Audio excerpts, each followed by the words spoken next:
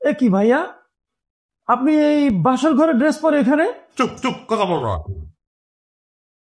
আর রাখতে তো না, তুই তো আবার রাখতে, তুই তো আবার রাখতে দিবি। এত বড় বেইমানি কি বাইরে করলি?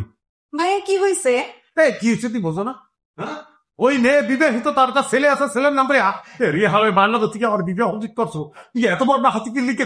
আমি যাবো কই, আমার দাম কই, কি করবো আমি তো বলতে পারতেছি না, আমি করবো না। ভাইয়া, ওর বাচ্চা আছে? যে বাচ্চা আছে, আমি নিজের চোখে দেখিয়েছি বাচ্চা আছে। দেখলে কিন্তু বোঝাই যায় না। তুমি যদি আমার সরবিনে যাওয়াই নাই, তো সোপাই কারের পর তো হারাই তো। তুমি বোঝো না, বিদেশ পাও না? মন্দির গেটা না ইয়ে ঠিক করছো, সেই মেয়ে বিবাহিত, সেই মেয়ের বাচ্চা আছে, আর তুমি বলতেছো বোঝাই যায় না। ভাইয়া এখন কি হবে? এখন তালাক হবে, এখন তালাক হবে, তালাক দিয়া আমি চল্লি যাবো, ওইটা চল্লি যাবো। জীবনে আমি কোনোদিন কোনো মেয়েকে ভালোবাসি পছন্দ করলে একটাই বাবা